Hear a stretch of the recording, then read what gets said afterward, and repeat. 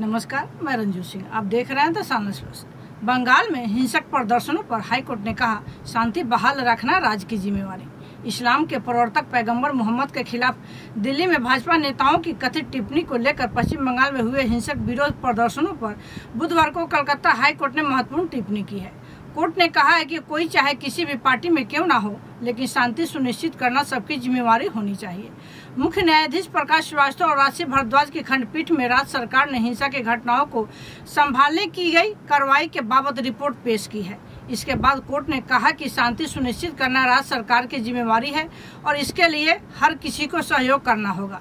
पिछले हफ्ते अल्पसंख्यक समुदाय के हजारों लोगों ने सड़कों पर उतरकर कई जगह आगजनी, तोड़फोड़, लूटपाट और हिंसा की थी। इसके खिलाफ 6 याचिकाएं हाईकोर्ट में दाखिल हुई थी।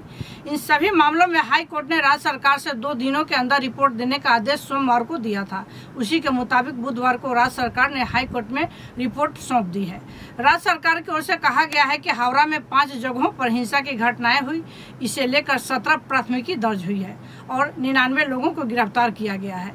इसके अलावा हावड़ा ग्रामीण इलाके में 9 प्राथमिकी दर्ज हुई है और 38 लोग गिरफ्तार किए गए हैं। उत्तर 24 परगना के बारासात में 3 जगहों पर हिंसा हुई थी, जिसमें 4 प्राथमिकी हुई है और 5 लोग गिरफ्तार हो चुके हैं। मुर्शिदाबाद में भी 3 जगहों पर हिंसक प्रदर्शनों के मामले में 5 प्राथमिकी दर्ज कर 18 लोगों को गिरफ्तार किया गया है। मुर्शिदाबाद के जहांगीरपुर इलाके में 1 जगह हुई हिंसा और तोड़फोड़ के मामले में 3 प्राथमिकी दर्ज कर 30 लोगों को पकड़ा गया है।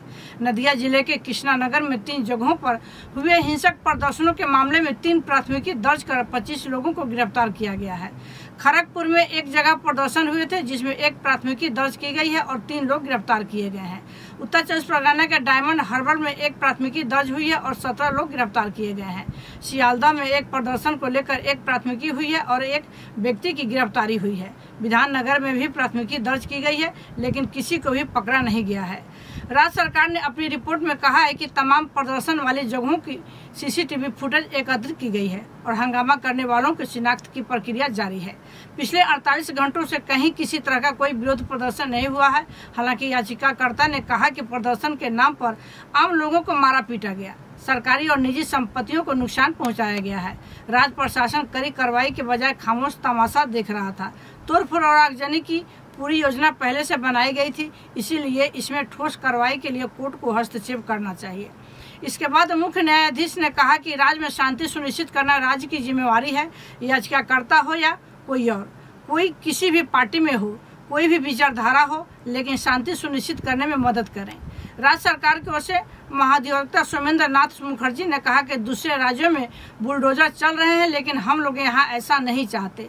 हम लोग चाहते हैं कि जो भी कार्रवाई हो कानून के मुताबिक हो और उसी के मुताबिक होगी। इसी तरह की अन्य खबरों के लिए आप जुड़े रहें द सन एक्सप्रेस के साथ। धन्यवाद।